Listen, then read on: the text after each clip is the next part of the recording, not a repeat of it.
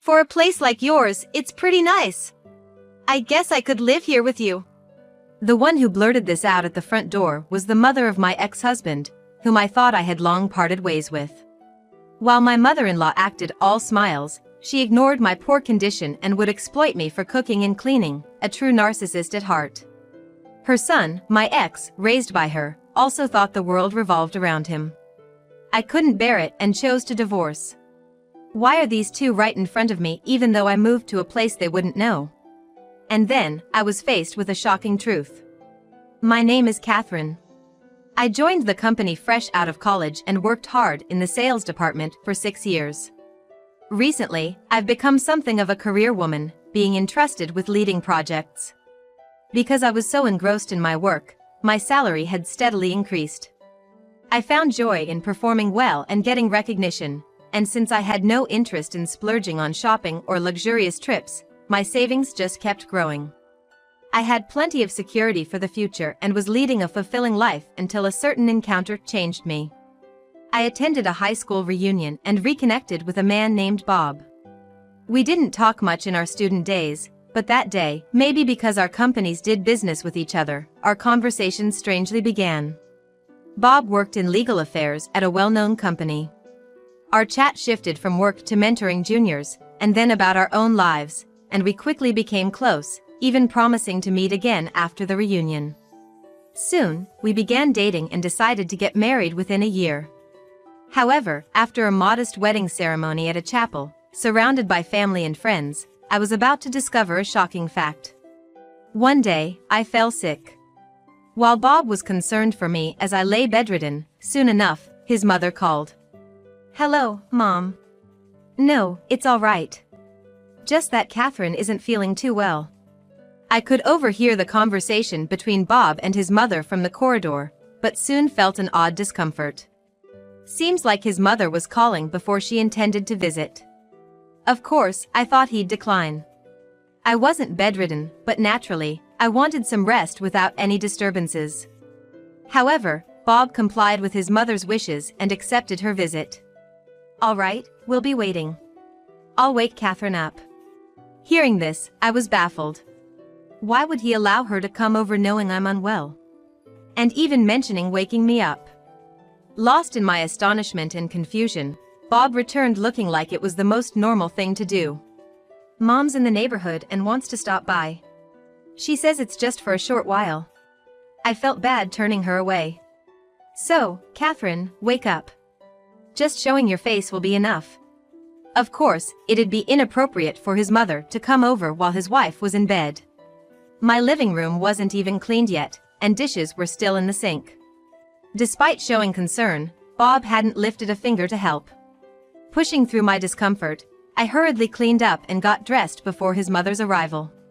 Throughout, Bob didn't offer any assistance or even look remotely apologetic.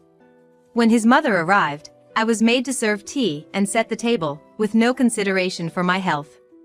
Their conversation was odd, too. They chatted amongst themselves, leaving me feeling isolated while suppressing a headache and chills. Eventually, his mother stayed until dinner. I kept my frustration hidden, cooked the meal, and finally collapsed into bed once she left. Bob has always prioritized his mother. He'd say he felt bad because they lived apart and often brought her gifts or frequently visited her place. I thought it was just him being a good son, but over time, I realized he always put his mother first. This behavior intensified, and just 6 months into our marriage, he completely disregarded me, always considering his mother as his top priority. Bob was, in essence, a mama's boy. Comparing our cooking, always visiting her house during outings, and his mother always indulging this behavior, clearly smitten by her son. I had planned to build a happy married life, but before I knew it, my mother-in-law's shadow was constantly between us. There's a reason she's so indulgent with her son, Bob.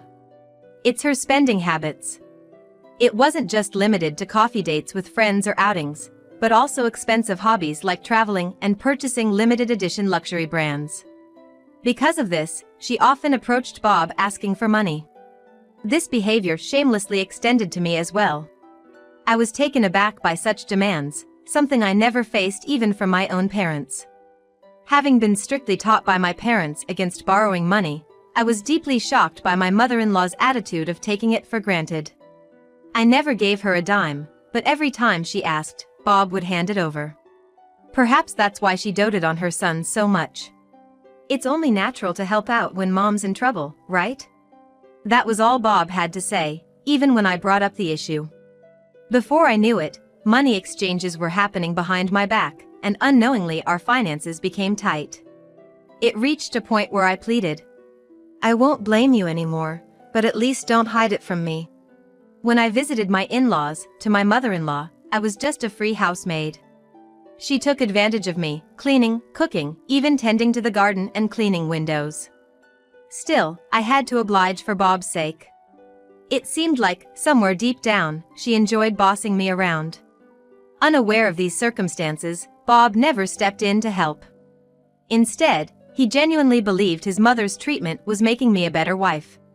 When I stood up to my mother-in-law, Bob, trying to mediate, said something unbelievable. It seems Catherine's mom couldn't look after her much, so she's just embarrassed now, feeling like she has a real mother for the first time. True, my parents ran an old-fashioned diner and were busy working every day.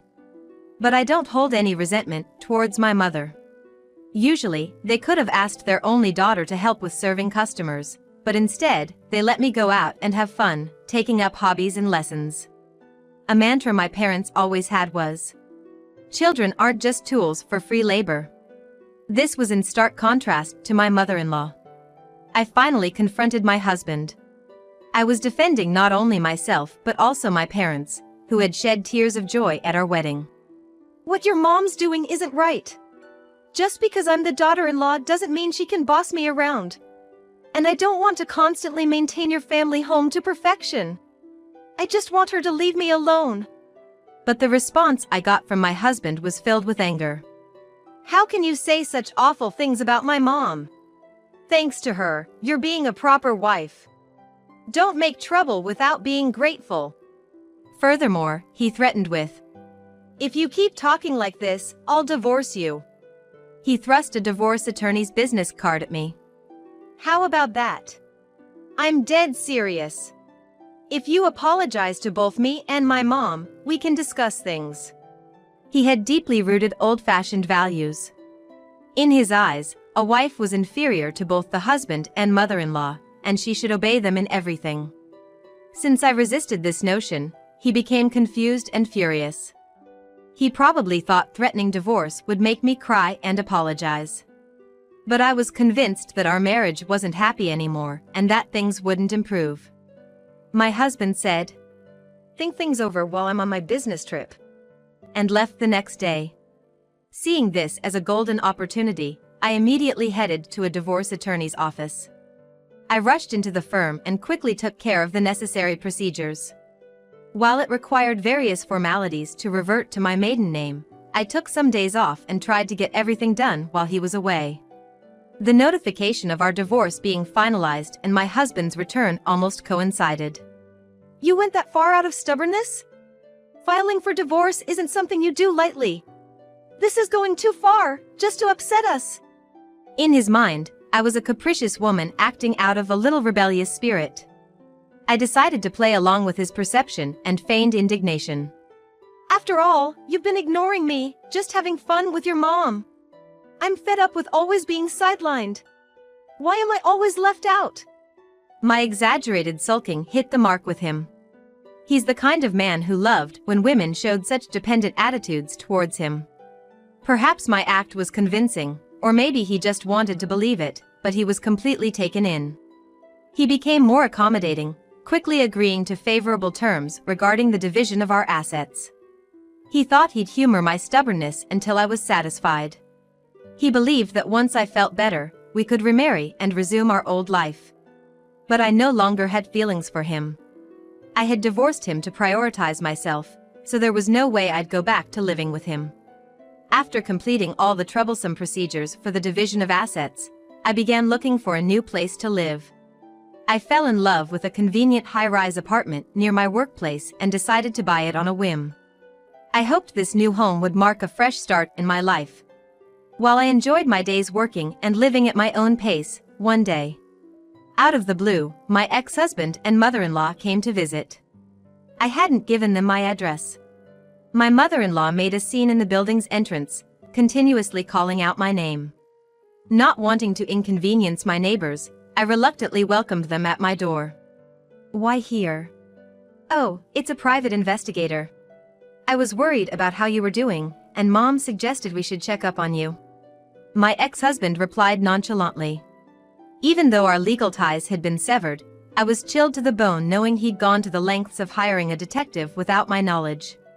Stunned, I only thought about how to get them out, while my former mother-in-law, despite her age, acted carefree and childish. She tried peering into my house, bending over to see inside and just doing as she pleased. Just as I was about to reprimand her, she blurted out, "Your place isn't as shabby as I thought. It's quite nice. I could even live here with you." Excuse me? Flabbergasted, my mind went blank. I hadn't expected her to suggest living together, and her smile was downright eerie. I couldn't understand why she'd make such a proposal and pondered my next move. My ex-husband, grinning, agreed with her. "You must be lonely living here all by herself. That's why I brought Mom along today. Let's let bygones be bygones, okay?" He continued making decisions without my input. And it was clear from their actions that they both disregarded my wishes. "Absolutely not. Please leave. I don't need your forgiveness. Please, never come back." Having expected me to readily agree, my ex-husband was stunned. "What? Why? Are you serious? Why are you saying this? Bob came here for you." They were clearly surprised by my refusal. In my ex-husband's mind, I was still the stubborn wife trying to give them a hard time. He began to act arrogantly, as if he was the one bending over backward, doing me a favor by forgiving me. "You're gonna regret being lonely without us, you know? That's fine. Please leave. You're not welcome here, and I'm done with both of you." His perception was warped solely by his own needs, and he had no intention of understanding my perspective. Even when I made my refusal clear, he still believed I was just being stubborn. Laughing off my words, he tried to push past me into the house. Being a man, he easily overpowered me, and I ended up stumbling and falling in the hallway. "Ah!"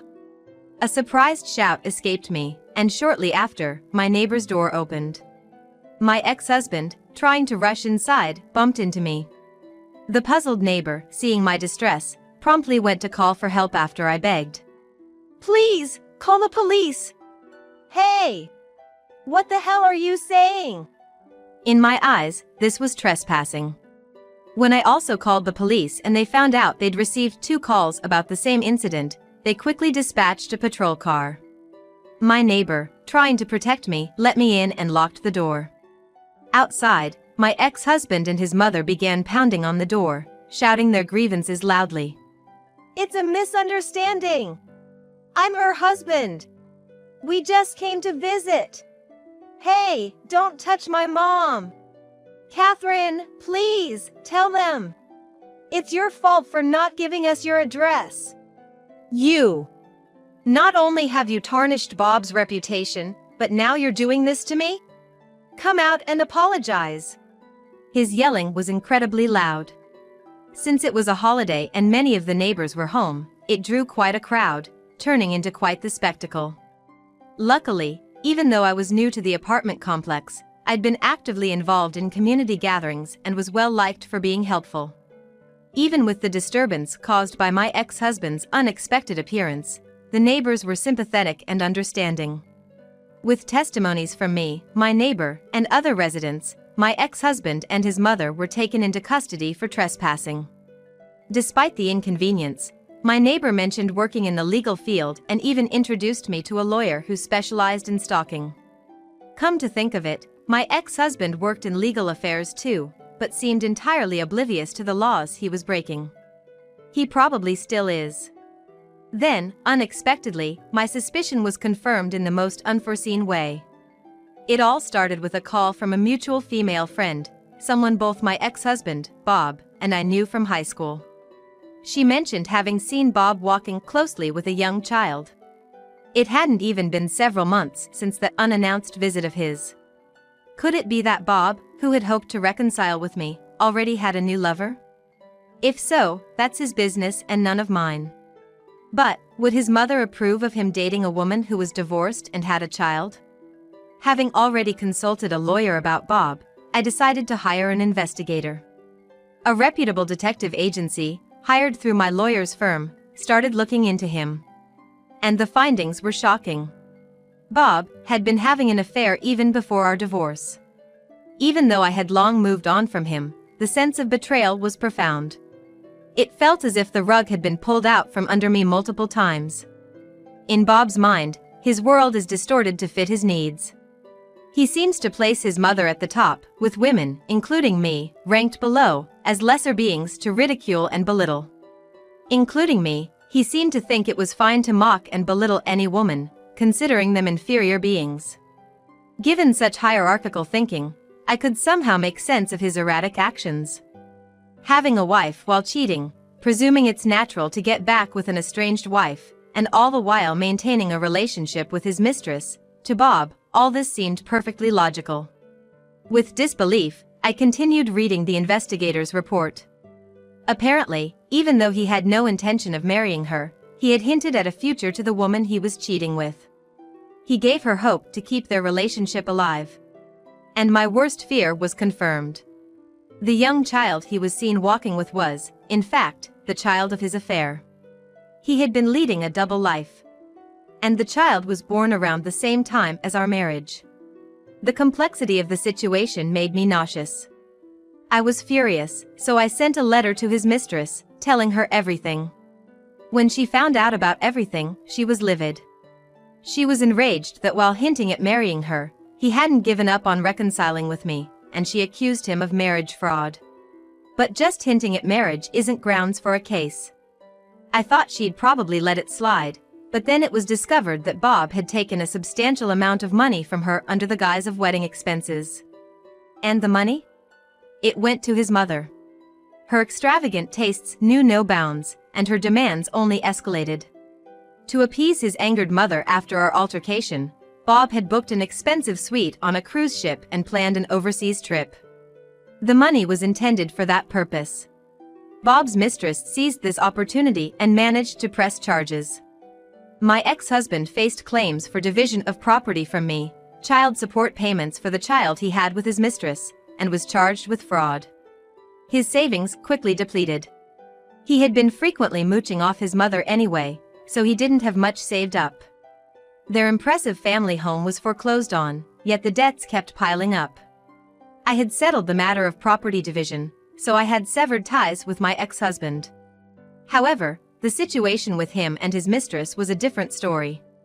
They did have a young child together, after all. He quickly fell behind on child support, and his mistress was furious. His misdeeds were all exposed at his workplace after she stormed in, shouting at him.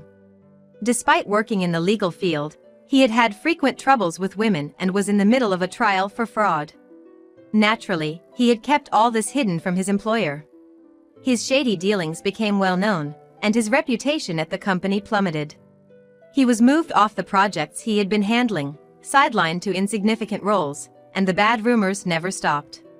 He couldn't handle the situation and resigned.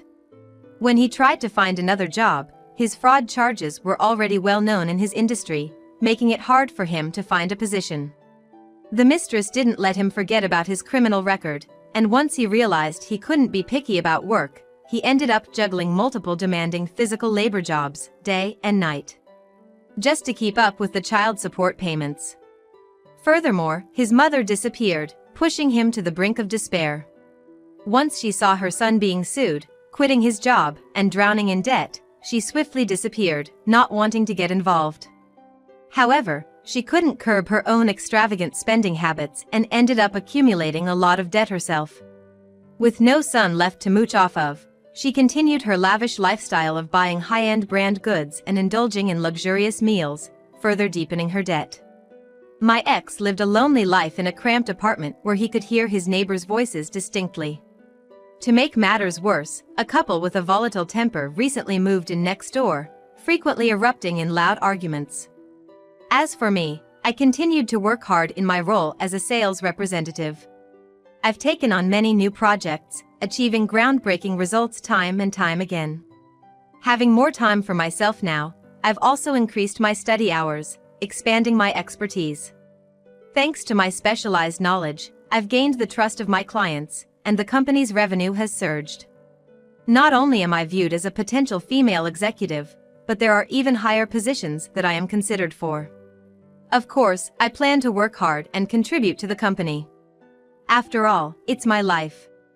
I should spend it doing what I love, living proudly and confidently.